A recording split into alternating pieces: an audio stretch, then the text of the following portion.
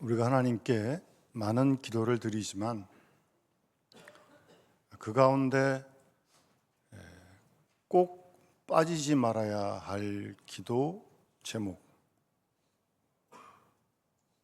그 기도 제목은 오늘 이 찬양의 가사처럼 주여 용서하여 주십시오 라고 하는 그런 기도인 줄 믿습니다. 왜요? 잘못하니까요. 죄를 지니까요. 하나님께 와서 용서해달라고 그래야 되는 거 아니겠습니까? 그런 용서를 자기가 받으면 자기한테도 잘못한 사람이 있잖아요. 우리도 그럴 때도 있는데 그를 용서할 수 있어야죠. 그게 신앙생활 아니겠습니까? 뭐 어려워서 못합니까? 우리 힘은 잘 안 되죠. 그러니까 기도를 하는 거죠. 그렇게 할 수 있도록 도와달라고요. 특별히 사순절 기간 동안에는 더욱더 우리가 하나님께 더 용서를 비는, 왜? 우리가 잘못한 게 너무 많으니까, 잘못하고 있으니까 계속. 그게 애통하는 거 아니겠습니까? 그게 회개하는 거 아닙니까? 그런 일에 좀 더 집중하고, 그래서 우리의 신앙을 새롭게 하고 하나님과 나의 관계를 건강하게 회복할 수 있는 사순절 절기가 될 수 있기를 바랍니다.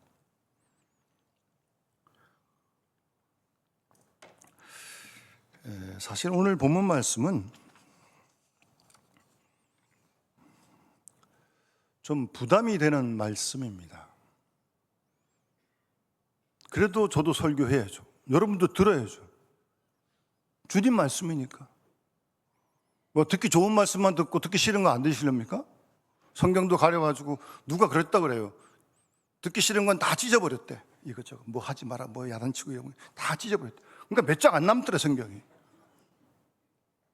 그런 이기적인 신앙이 어디 있어요? 듣기 좋은 말씀도 있지만 오늘 같은 말씀은 주님 말씀이니까 들어야 되는 거 아니겠습니까? 오늘 이 본문의 세례 요한은 상당히 과격하게 지금 다시 설교하고 있는 거예요. 이렇게 글자가 돼 있으니까 여러분들 별로 이렇게 와서 닿지 않지만, 독사의 자식들아, 이게 무슨 말이 도대체 지금? 예? 제가 여러분들 설교할 때 독사의 자식들아, 그럼 여기는 아무도 남아 계시겠어요? 다 가고 말지. 그런 말을 지금 쓰고 있잖아요, 지금. 여러분, 세례 요한은 그 본문 바로 앞에부터 말씀하시는 대로 메시아가 오시는 길을 준비하고 메시아가 오시는 길을 곧게 하려고 하는 사명을 받고 이 땅에 오신 분입니다. 뭐 개인의 이익이나 계획의 연달을 위해 살지 않았습니다. 그 일을 위해 왔어요. 그래서 그 이사야의 예언 말씀, 메시아 길을 준비하고 예비하는 그 일을 이루는 일에 오늘 이 본문의 말씀을 전하게 되었고, 뭐 아시는 대로 이렇게 오래 살지도 못했습니다. 이렇게 거침없이 설교를 하니까 뭐 가만 놔두겠습니까? 헤로데에게 그냥 목이 잘려가지고 일찍 죽었어요. 그래도 뭐 본인의 사명을 다하고 갔으니까. 그래서 어찌 보면 뭐 이 땅에 얼마 살지 우리가 다 몰라요. 마음대로 안 되고요. 그러나 중요한 건 얼마로 살지 모르겠지만 주님께서 우리 각자에게 맡기신 사명은 감당하고 가야죠. 그러라고 보냈는데 그 사명 감당하지 않으면 되겠습니까? 이제 우리가 그런 생각을 해야겠죠. 하여튼 세례 요한이 그렇게 사신 분이에요. 하여튼 세례 요한을 보면서 오늘 본문을 대하면서 우리도 주님이 다시 오실 것을 준비하는 우리가, 교회가 하나님이 어디서 내가 있길 원하시고 하나님이 무엇을 하라고 이 땅에 보내셨는지를 우리 늘 생각하고 하루하루를 매일매일 살아야 할 줄 믿습니다. 그래서 우리가 이 말씀을 읽는 거죠. 뭐 옛날 말씀을 왜 읽습니까 지금 이거를? 그러니까 우리도 오실 주님을 준비하면서 세례 요한이 그에게 맡긴 소명을 감당했듯 우리도 우리 각자에게 맡기신 소명의 자리를 감당하고 있는 자리에서 최선을 다하고 있는 그 자리에서 빛의 사명과 소금의 사명을 감당할 수 있도록 기도하고 힘써야 되지 않겠습니까? 그래서 이 말씀을 주시는 거예요. 세례 요한이 이 땅에 오셔서 선포한 메시지는 간단합니다. 여기 누가복음엔 잘 안 나와 있지만 마태복음 3장 보면 회개하라, 하나님 나라가 가까웠다. 그게 세례 요한의 메시지의 핵심이고 주입니다. 회개하라는 거예요. 하나님 나라가 가까웠다고요. 예수님도 마가복음 1장 14절에 보면 공생애를 시작하시면서 첫 번째 하신 설교가 때가 찼고 하나님 나라가 가까웠으니 회개하고 복음을 믿으라 라는 메시지였습니다. 회개하라는 거예요. 세례 요한도 회개하라는 거예요. 여러분, 근데 지금 세례 요한의 이 회개라는 메시지를 준 사람들이 누구예요? 이스라엘 사람들이에요. 유대인들이에요. 아니, 유대인 중에 하나님 모르는 사람이 어디 있습니까? 하나님 안 믿는 사람이 어디 있냐고요. 근데 왜 그들에게 대고 회개하라는 거예요 도대체? 이상하지 않습니까? 하나님 잘 믿는다고 생각하는데 스스로도 그들에게 회개하라고. 회개하라고만 메시지 전하는 게 아니라 오늘 본문에 보면 세례받으러 온 무리들에게 7절에 독사의 자식들아, 이 말 듣고 누가 여기 오겠어요? 왔다 갔다 도망가겠어요? 그렇지 않겠어요? 독사의 자식들아 그러는데? 그러면서 거침없습니다. 예? 누가 너희에게 일러 장차올 진노를 피하라고 하느냐? 상당히 강한 어조입니다 지금 이거. 그러니까 조금 풀어 우리가 묵상하고 해석해 보면 이스라엘 사람들은 다 하나님 믿고 할례 받았고 오늘 세례 받았고 다 구원받은 백성을 스스로 자처하는 사람들이에요. 천국은 따놨다고 믿는 사람들이에요. 그들에게 장차올 진노를 너희 보고 누가 피하려고 하느냐? 무슨 말이에요? 그러니까 여기 온 무리들 중에서 세례만 받으면 이 진노를 피할 수 있다고 생각하는 사람들이 있는 거죠. 여러분 잘 기억하세요. 여러분 대부분 세례 받으셨는데 세례가 무슨 매직이 아닙니다. 무슨 요술이 아니에요. 여러분 세례만 받으면 그냥 천국 쑥 가는 게 아니라는 거예요. 그 스스로도 아브라함 자손이라고 막 자부하고 살았어요. 그런데 이 말씀에 무슨 뼈가 있는 말씀이에요. 너희가 아브라함 자손이라고? 너희는 아무리 봐도 아브라함 자손답게 살지 않았다. 지금 그 말을 하고 있는 거죠. 그런데 세례만 받으면 나 진노를 피한다? 그런 소리 하지 마라. 그런 생각하지 마라. 지금 그런 어조예요. 지금 이 어조가 나가서 엉뚱한 짓 다 하고 와가지고 뭐 세례만 받으면 막 구원받는 겁니까? 그런 싸구려 구원이 어디 있어요? 거침없이 지금 불을 토하는 거예요. 지금 세례 요한이. 아브라함이 돌들로도 아브라함 자손 만들 수 있다. 그러면서 상당히 긴급하게 말씀하시는 9절에 도끼가 나무 뿌리에 놓였다. 예? 도끼가 지금 나무 뿌리에 놓였어요. 이제 찍히기 직전이에요 지금. 열매 맺지 좋은 열매 맺지 아니하는 나무보다 찍혀가지고 불에 던져질 것이다. 이거 상당히 무서운 말씀이 지금 이거예요. 지금 그런 상황이에요. 그런 형국이에요. 그런데 세례만 받으면 이걸 피하겠다? 잘못됐다는 거죠. 우리는 오늘 이 본문에 세례 요한의 메시지를 들으면서 이 말씀이 우리에게 주는, 나에게 주는 메시지를 잘 받아야 돼요. 그러려고 이 말씀이 있는 거 아니에요, 이 시간?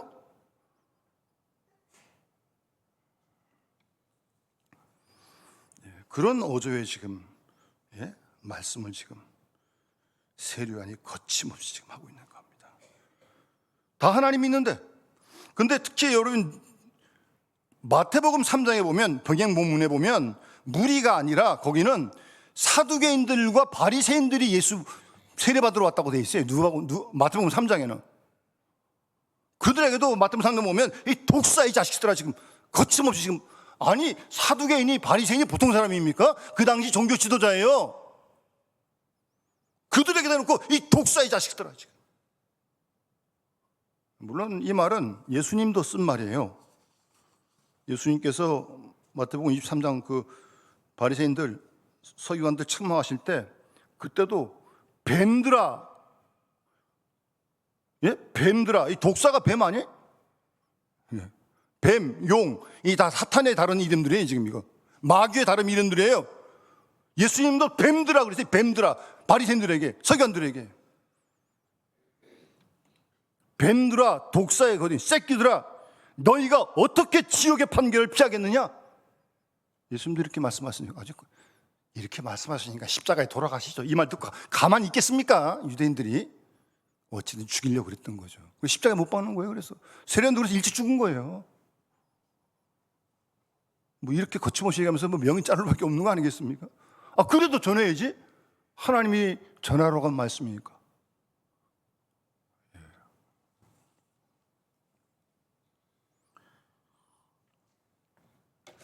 근데 이렇게 왜 그럼 거침없이 이렇게 세례요한이 막 불을 투하듯 지금 이렇게 말씀하고 있는 거예요? 이들이 이 말을 듣고 회개했을까요? 8절에 이렇게 말씀하시잖아요. 회개에 합당한 열매를 맺으라고. 여러분 이 말씀도 잘 생각하셔야 돼요. 여러분 대부분 다 세례 받으신 것 같은데, 회개에 합당한 열매를 맺고 세례 받는 겁니까? 세례 받고 난 다음에 합당한 열매가 맺히는 겁니까? 제가 이 말씀을 생각하면서 저를 한번 돌아봤어요. 제가 유아 세례 받았거든요. 유아 세례 받았는데 무슨 뭐 받기 전에 무슨 뭐 회개 합당한 열매를 알겠어요. 뭐 깐난애기가. 고등학교 때 입교를 했는데 그때도 별로 이 말씀을 별로 생각하지 않은 것 같아요. 여러분 냉정히 좀 생각해 보세요. 대부분 다 세례를 받으셨는데 회개에 합당한 열매를 맺고 세례 받는 거예요? 아니면 세례 받고 회개에 합당한 열매를 맺는 거예요? 물론 뭐 꼭 나누긴 어렵지만 둘 다가 함께 있어야겠죠? 그런데 오늘날 이 시대에 이게 불분명해가지고 세례교인인지 세례 안 받은 교인인지 그리스도인인지 비그리스도인인지 구분이 없어요. 구분이. 예? 세례 받은 사람 뭐 좀 다릅니까? 예, 이게 참 여러분 안타까운 일입니다. 여러분 다른 사람 볼 거 없고요. 나만 보면 돼.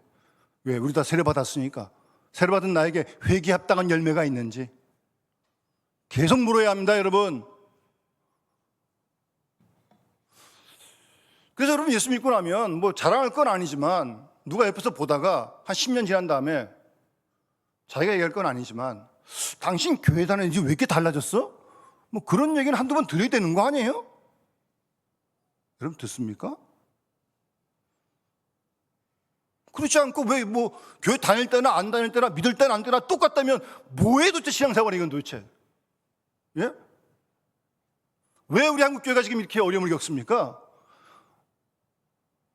왜 뭐 선호도도 떨어지고 모든 지수가 떨어지고 왜 그러는 거예요 도대체? 그리고 오늘날 이 어려운 형국을 만난 우리 책임은 없는 겁니까? 우리는 그렇게 한번 돌아봐야 되는 거 아니에요? 우리는 교회는 지금 어떤 형편에 있는지 하나님 보시기에 뭐라고 보실지, 정말 우리가 빛의 사명, 소금 사명을 다 감당했는지 우리는 두려움으로 그런 질문을 던질 수 있어야죠.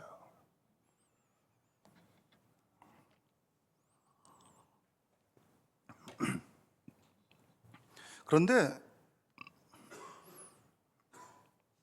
이 얘기 듣고 회개했을까요, 유대인들이? 뭐 그 얘기는 안 써 있으니까. 혹 한두 사람은 했을 수 있어요. 성경에 나온 인물 가운데 니고데모, 아리마대 사람 요셉. 그 사람들은 유대인인데 예수를 믿었거든요. 바리새인인데 예수를 믿었거든요. 그러나 대부분 안 믿죠. 안 믿는데 왜 이렇게 세례요한은 흥분해가지고 이렇게 불을 토하듯 토하는 거예요 도대체? 안 믿는데. 예? 그래도 해야 돼요, 여러분. 그래도 해야 돼. 왠 줄 아세요? 디모데 전서 5장 20절에 보면 범죄한 자들을 모든 사람 앞에서 꾸짖어. 디모데 전서 5장 20절 말씀이에요. 범죄한 자들을 모든 사람 앞에서 꾸짖어 나머지 사람들로 두려워하게 하라. 그러니까 지금 우리들 가운데 세례 받으러 왔는데 이 독사의 자식들아 회개 합당히 열매 맺으라 지금 뭐 이렇게 거침없이 하신 말씀은 물론 그들이 듣고 회개하지 않을지도 모르지만 그 사람 주위에 있는 다른 무리들까지 다 들으라는 거예요. 아니, 오늘 이 시대에 이 설교를 듣고 있는, 이 본문을 읽고 있는 우리들도 들으라는 거죠. 두려워라는 거예요. 그래서 안 들어도 꾸짖어야 되는 거예요, 여러분. 주위 사람들에게도 경고하는 의미가 있다는 말씀입니다.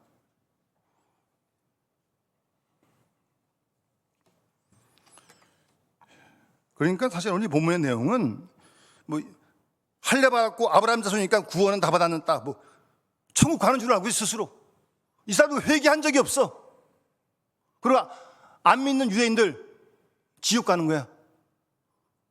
자만심이 보통 강한 게 아닙니다. 자기가 기준이야, 신앙에.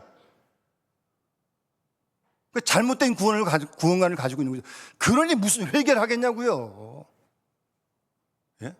그들에게 대놓고 세례요한은 회개에 합당한 열매를 맺으라고 말하고 있는 겁니다, 여러분. 회개에 합당한 열매를 맺으라고요. 중요한 말씀이에요, 여러분.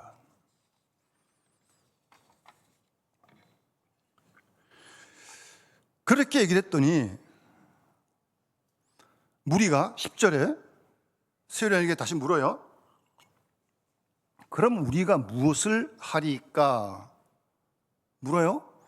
그래서 세례요한이 11절에 대답을 하는데 이 물음의 세례요한의 대답은 아주 단순합니다. 뭐라 그래요? 옷 2벌 가지고 있는 사람은 없는 사람에게 주라는 거예요. 예. 이렇게 하는 게 회개에 합당한 열매를 맺는 거죠. 옷만 그런 게 아니에요. 먹을 것이 있는 자도 그렇게 하라는 거예요. 무슨 말씀입니까?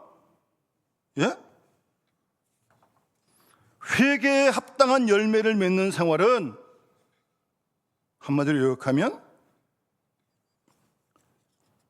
나누는 생활이라는 걸 말씀하고 있는 겁니다. 나누는 생활요. 옷 2벌이 있으면 한 벌 자기가 있고 한 벌은 없는 사람에게 주고, 먹을 것도 자기는 충분하면 먹고 없는 사람에게 주라는 거예요. 그런 나누는 생활이 회개에 합당한 열매를 맺는 생활이다. 그렇게 말씀하고 있는 것입니다. 나누는 생활. 이게 참 말은 쉬운데 우리가 실천하기가 쉽지는 않아요.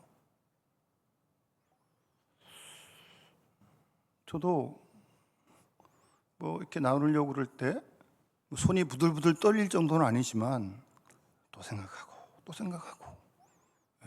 그래도 아무거나 줄 수는 없잖아요. 제대로 된 걸 줘야지. 이게 참 이 손을 핀다는 게, 나눈다는 게 생각처럼 쉽지 않아요, 여러분. 아까 장로님도 좀 그런 기도를 한 것 같은데, 여러분 오늘날 우리 시대에 많은 문제 중에 특별히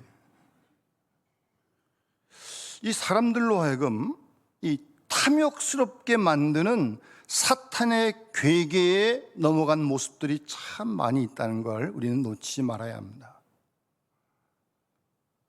탐욕스럽게 만드는 거 무슨 말이냐면, 자기의 안전을 하나님이 뭘 지켜주냐, 네가 네 안전을 지켜라. 그래서 더 가져야 된다, 더 있어야 된다, 죽기 살기로 모으는 겁니다. 그래야 안전한 줄 아니까. 뭐 모자라서 구하는 게 아니에요. 차고 넘쳐서 또 구해. 탐욕이고 욕심입니다, 여러분. 사탄의 조종을 다 받은 거예요. 자기는 모를지 모르겠지만.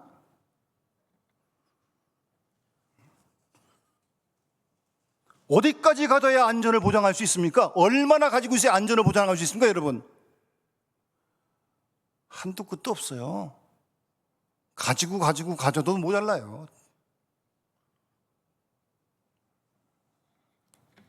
그러니까 모든 우리의 에너지를 하나님께로 향해야 되는데 하나님께 향하지 않습니다. 철저하게 자기 중심, 거기에 집중하는 거죠. 그래서 나를 지키려고. 뭐 남이 죽든 말든 관계없어요, 그런 거.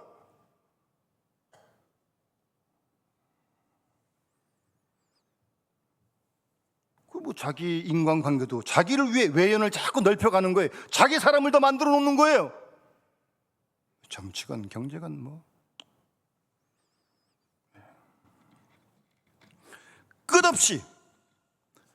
끝없이 더 가지고자 하는 탐욕.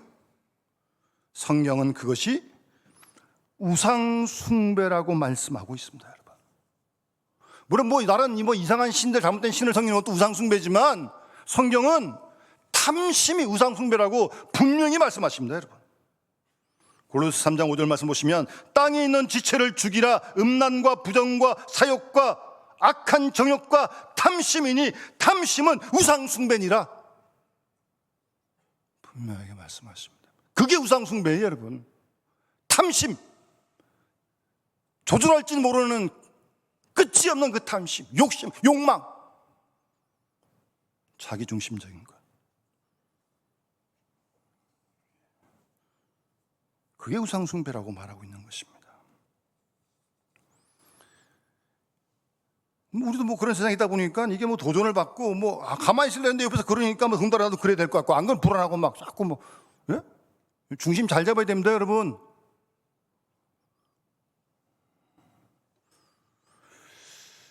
여러분, 사도 바울은요 갈라디아서 6장 14절에 이렇게 말합니다. 내게는 우리 주 예수 그리스도의 십자가 외에는 결코 자랑할 것이 없다. 여러분, 사도 바울이 왜 자랑할 게 없습니까? 예수 믿기 이전부터도 자랑할 게 널린 사람입니다. 예수 믿고 나서도 자랑할 게 얼마나 많은지 몰라요. 로마 신비권도 가졌는데 유대 사람이 공부를 안 했습니까? 무슨 뭐 사회적 지위가 없습니까? 그러나 그거 다 배설물로 여겼다. 예수 십자가만 자랑하겠대요. 그래서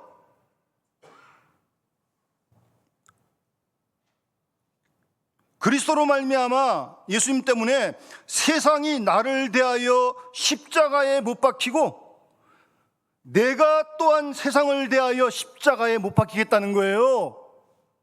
여러분, 이게 그리스도인 아닙니까? 이게 예수 믿는 거 아니에요? 여러분, 정신 똑바로 차리고 신앙생활을 바르게 해야 됩니다, 여러분. 뭐 우우 간다고 따라가고 큰일 납니다, 여러분. 말씀을 따라가세요. 진리를 따라가세요. 그리고 오늘 본문에 나오는 세례요한이 뭐라 그랬어요? 그는 흥하여야겠고 나는 쉬어야 되리라. 그게 그리스도인의 삶 아닙니까? 우리 그렇게 삽니까? 나는 흥해야겠고 너는 쉬어야겠다. 그렇게 살고 있는 거 아니에요, 지금? 잘 생각하겠어요, 여러분. 주님은 흥해야겠고 이웃은 살아야겠고 나는 쉬어야겠다. 그렇게 사는데 무슨 탐욕이 있고 욕심이 있겠습니까? 그를 살리려고 그러는데.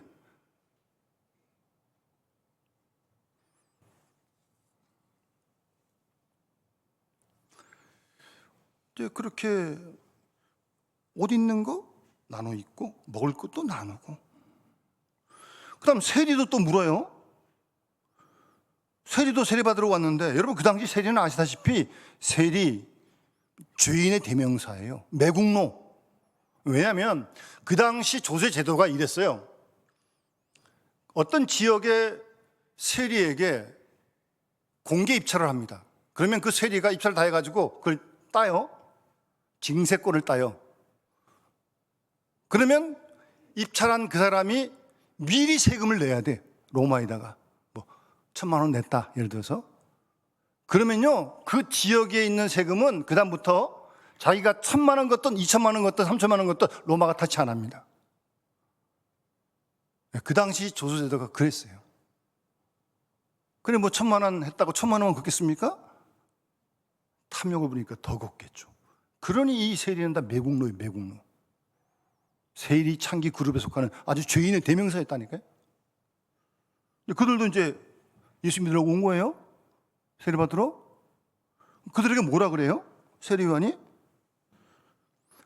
부과된 것 외에는 거두지 말아라. 부과된 거, 그 지역에 거둘 세금, 그거 외에는 거두지 말라는 거예요. 그 다음에 나오는 군인도 이 로마 군인, 전쟁하는 군인이 아니에요. 여기서 이 군인은 그 조세제도에 세금 받는 일을 반대하는 사람들을 제압하는 그런 군인을 얘기하는 거예요, 이거는. 그걸 보장해 준 거죠. 그렇게 하는 게 회개에 합당한 열매를 맺는 거다. 지금 그렇게 구체적으로 설명하는 겁니다, 여러분.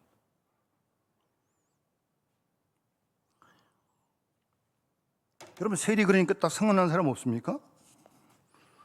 누가 보면 19장 나오는 삭개오 생각나시잖아요. 삭개오가 예수님 만나서 예수님 앞에 서서 이래요. 19장 8절에 주여 보십시오. 내 소유의 절반을 가난한 자들에게 주겠으며 만일 누구의 것을 속여 빼앗은 것 있으면 제가 네 값을 갚겠습니다. 예수께서 이르시되 오늘 구원이 이 집에 이르렀으니 이 사람도 아브라함의 자손이로다. 여러분, 이 삭개오가 세례 받았습니까? 뭐 어떻게 세례를 받아요? 그런데 예수님을 모시고 나니까, 믿고 나니까 뭐 예수님이 너 이렇게 하라 그랬어요? 아니요. 그 마음에 탐욕이 사라지니까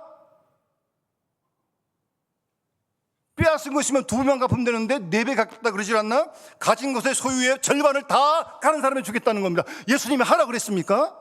아니요. 빛이 오니까 어둠이 물러가고 빛이 들어오니까 탐욕이 다 물러가니까 스스로 결단하는 거예요. 스스로.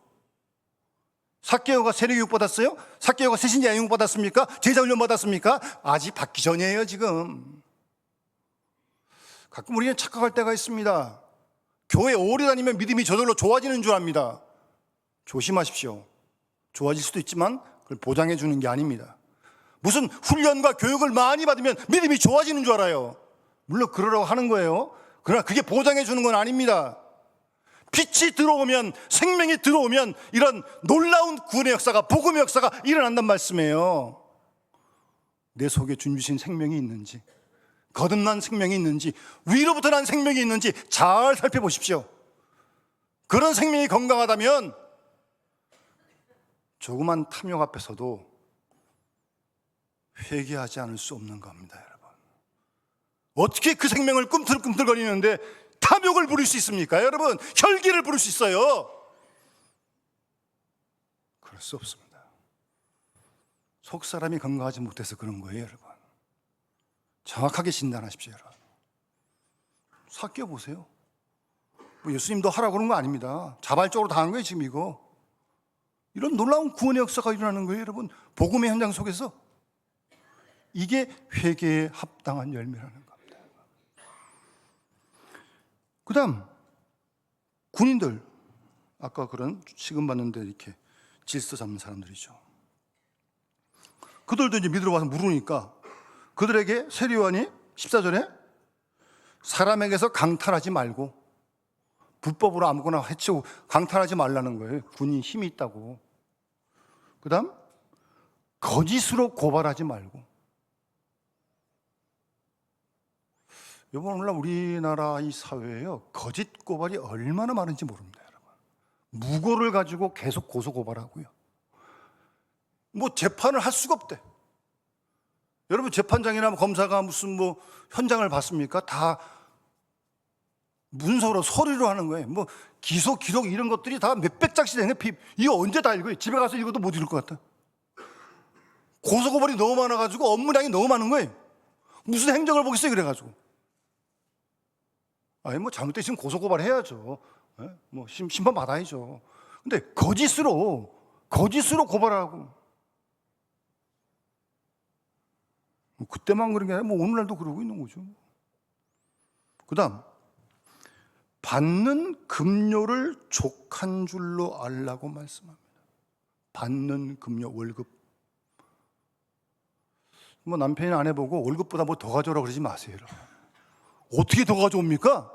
그러려니까 딴 나쁜 짓을 해야 되는 거 아닙니까? 어떻게 월급에 뭘 더 가져와요? 더 가져오기는. 여러분, 그 말 아세요? 공짜 점심은 없다. 그런 말이 있습니다.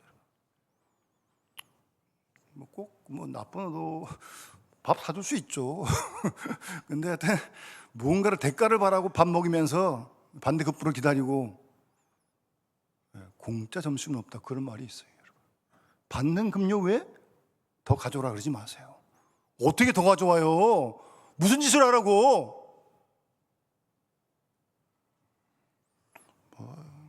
사교육비다 뭐다 그래가지고 하여튼 여러분 오늘날 우리나라가 이만한 형편이 있는 게 여러분 어제 오늘의 일이 아니고 누구 한 사람의 일이 아니에요. 잘 살펴봅시다. 왜 우리에게 이런 어려움이 왔나? 우리 믿음의 눈으로 한번 잘 살펴봐야 돼. 그리고 나는 교회는 제대로 지금 회개에 합당한 연연을 맺고 있는가? 그거 물어봐야 돼. 내가 있을 자리에 있는가? 빛으로 소금으로 감당하고 있는가? 그거 물어봐야 돼, 여러분. 거기서부터 시작해야 됩니다, 여러분. 누가 남이 하길 기다리지 마세요. 나부터 하는 거지 무슨 누가 남이 하길 기다려요. 오늘 우리 사순절 절기를 시작하면서 오늘 누가복음 3장에 주신 이 말씀을 마음에 가만히 새기시면서 여러분 바쁘시겠지만 꼭 시간을 좀 내세요. 그 일정에 따라 말씀 묵상하는 건 물론이지만 주님 앞에서 고요한 시간을 가지시면서 신앙이라는 게 뭐예요, 여러분? 나와 주님과의 관계 문제를 돌아보는 거 아니겠습니까? 다 잘 돼도 관계가 삐뚤어지면 다 소용없습니다, 여러분. 어려워 힘들어도 주님의 관계가 회복되어지면 넉넉히 이길 수 있습니다, 여러분. 정말 나는 주님과 나는 도대체 어떤 관계에 있는지 오래 믿었다, 직분이 뭐다 다 계급당 띄고요. 정확하게, 정직하게 돌아보면서 우리 신앙을 돌아보고 새롭게 할 수 있는 그런 은혜를 구해가시면 그런 우리를 하나님 기뻐하시면서 안 도와주시겠습니까? 100번, 1000번 도와주실 줄 믿습니다. 우리를 사랑하시니까요. 그런 귀한 은혜가 이 사순 기간 동안에 늘 항상 함께 할 수 있기를 바랍니다. 찬송가 216장 찬양 드리면서 봉헌하도록 하겠습니다.